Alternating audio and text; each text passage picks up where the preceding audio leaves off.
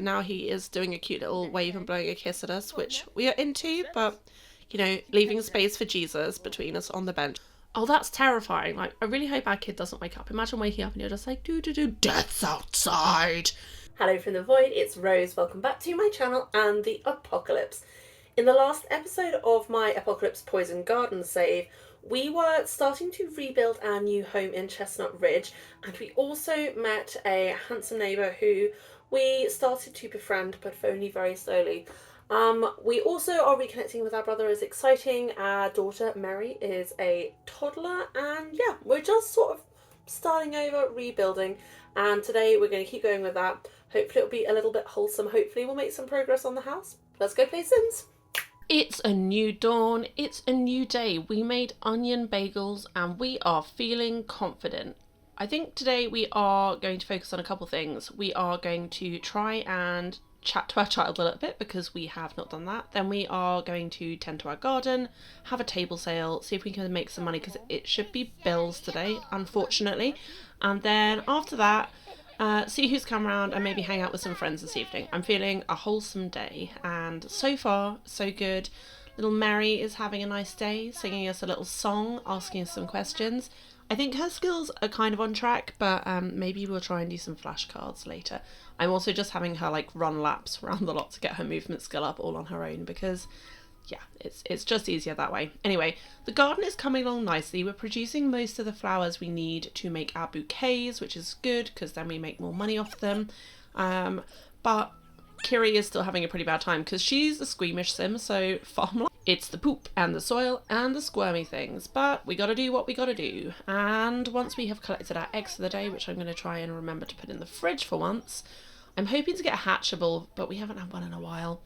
It is time to run the table sale. Oh, her mood is not good. We didn't really get enough sleep and we're dirty and the squeamishness, but I'm hoping we could just get through the table sale and then maybe have a little nap. I don't know. Let's see how we do.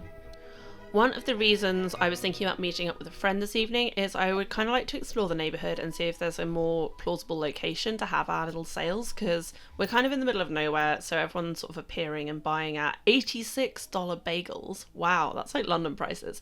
It's not super plausible. Oh babe, please tend your table. No, you can't go to bed. I need you to sell your stuff. We've got to pay bills.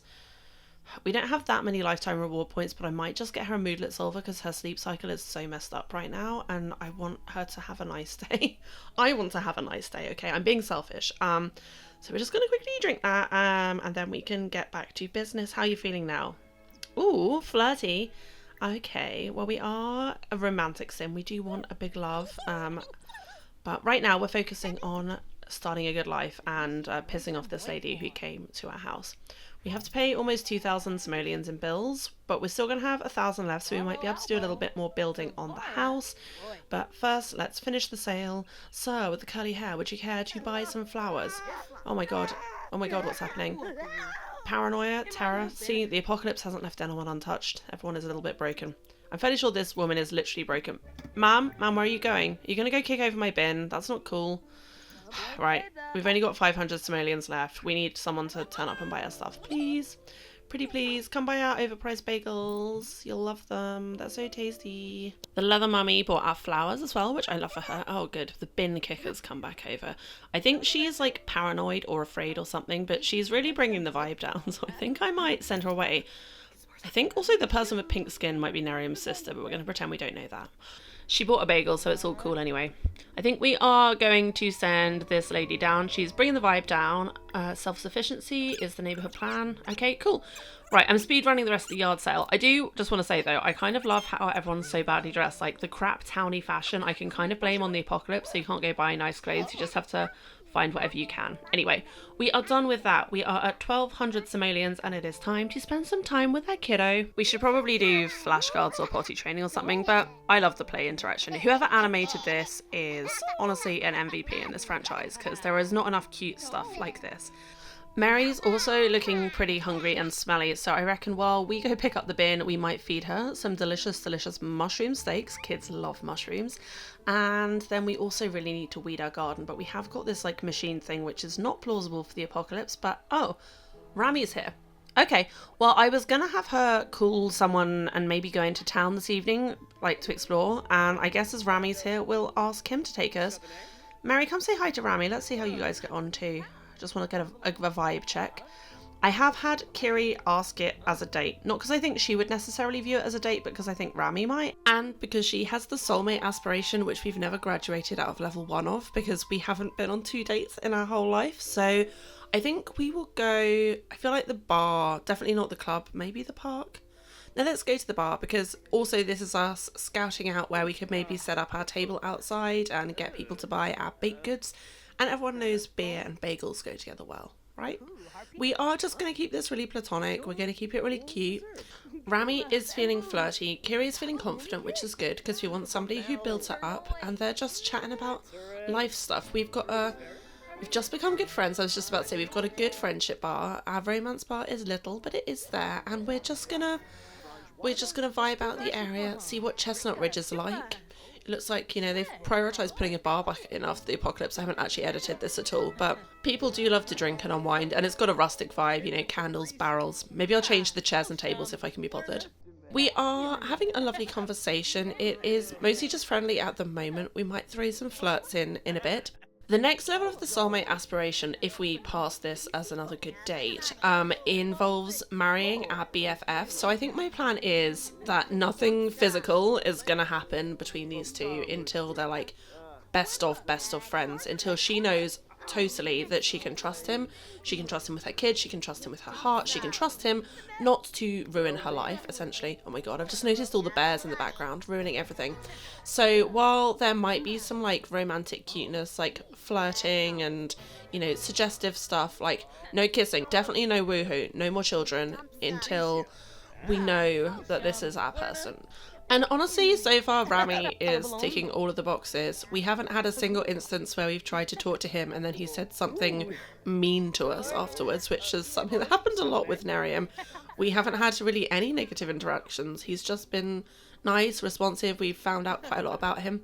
And now he is doing a cute little wave and blowing a kiss at us, which we are into, but leaving space for Jesus between us on the bench. I did just move them outside because the bears were annoying me so much. And also, I feel like being indoor at a busy bar is a lot for Kiri after having primarily lived alone in the woods with someone who didn't want to be seen with her in public for a long time. So, yeah, this is positive. And one of my favourite interactions, the famous romantic tickle. I don't know what it's actually called, but yeah. This sort of physical contact stuff that you're like, oh, but we're just friends, right? And they're like, yeah, definitely just friends. And then we're like, okay, well, as a friend, I should probably go home now. But, just a slightly too long hug first. We're doing so well, guys, doing so well. It's 1 a.m. and I really should send Kiri home because we got a small child back there, but there's 2 hours left in the date. We have got gold already. I kind of just want to see if we can fill up that friendship bar, to be honest, and find out as much as possible about Rami, because we've waited so long for somebody not tragic and toxic for us. Although he does seem to be into the Loch Ness Monster. To be honest, that's hot. That's hot to me. I love a cryptid. X-Files all the way. I should stop this. I should send them home, but it's cute. I kind of just want to see where it goes on their own. But I am poised to cancel it if it gets too physical or if it gets negative in any way. But they're talking about all the important stuff. They're talking about money. They're talking about depression, apparently. Earlier they were talking about houses. So I guess she was sharing her dream about just having a stable home. And now we're just doing some platonic massages and we gained a sentiment. After the date is over, we'll do like a check of all the sentiments and everything. But for now, I think it's about to end naturally and then we'll send her home. But we have got a full green friendship bar. I'm really happy. This has been a wild success. Are we talking about moving in together? Is he talking about maybe how he could help us out in the future? We got a reward. Gold date. Completed a milestone. So much going on. Okay. Guys. Right. Yes, so the next stage of our aspiration, we have to marry our BFF. Well, we do have a new best friend, so interesting. And in terms of their sentiments, we have got... Apparently we're already soulmates, which is honestly surprising, but we're going to... Even if we know that, we're not going to say anything about it just yet. We're perceived as very attractive. And then down in the sentiments... Ignore the cooldowns, I had to go back in and get this later, but we have Kiri got opposites attract and close from happy memories, and Rami got close from happy memories and smitten. I'm not sure why Kiri would think they're opposites. I think they're actually quite similar. They like a lot of the same things, but we don't really care because all that matters is Rami is smitten, Kiri is into it, and we are building on a positive, non-toxic base, which honestly we love for these little eggs. Now, stop being cute and go the hell home to your child. I'm going to assume that Callow is babysitting, but yeah. I mean, considering we did nothing more than a little bit of flirtation, the fact that we almost have a full romance bar is honestly wildly out there. I do think it's a bit overpowered, if I'm honest. If I'm honest, in this game, like, building romance is too fast. Although, I guess Love Struck might change that. I don't know. I have not played with that yet. We are getting towards the end of the footage I had from last year, so I think next episode we will actually be new. I get to actually play my game instead of just catching up with myself. But first, we have to get through another day of stinky chickens, and I am thinking about cheating. And when I say cheating, I kind of did this on my Not So Berry, but what if, now that Callow is close by, he would definitely want to come help out, right?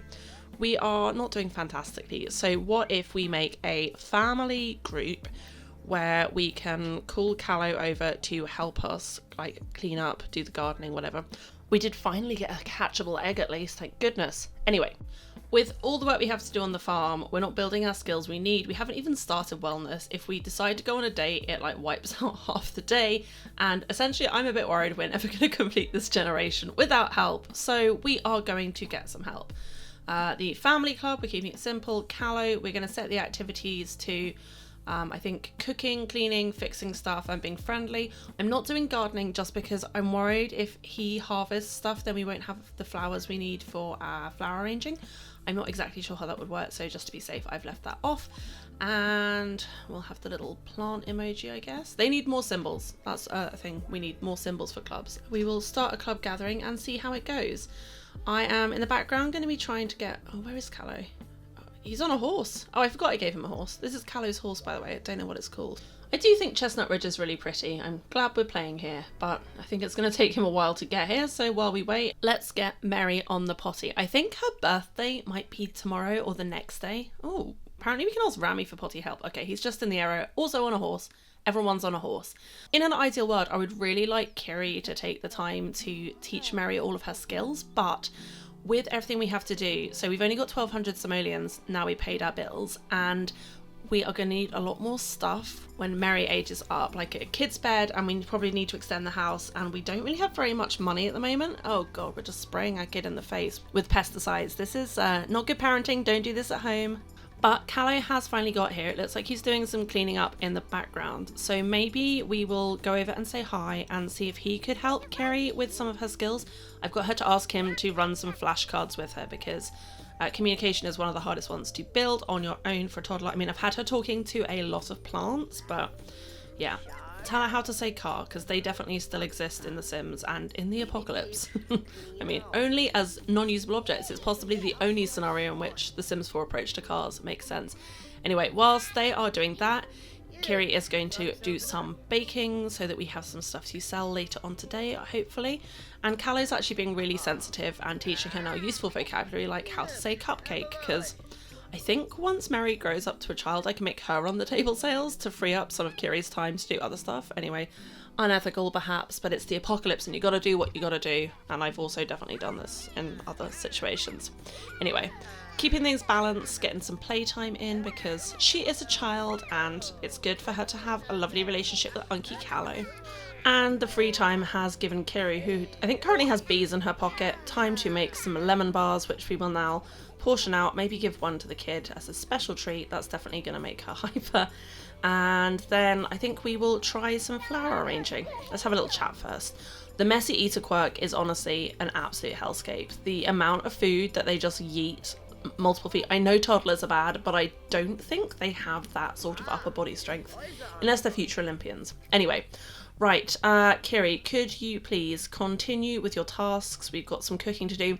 One of the extra tasks for this generation of Poison Garden is that you're not allowed to use any pre-cooked meals. So we have to, in addition to cooking and baking to sell stuff, we also constantly have to be making group serve meals so that our kid isn't eating any quick meals or bottles or anything. So yeah, I really do like to make my life hard for myself, this being my challenge, and also that's an optional rule so I could ignore it, but nah. Anyway, whilst we finish up our bouquet, have a little chat with her brother, just being like, yeah, you know, things going pretty well here, I think, but it's still hard to understand how I fit in and really, really hard work. So thanks for coming and helping. Yeah, okay, it's almost Mary's birthday, so that means it's tomorrow, Wednesday night.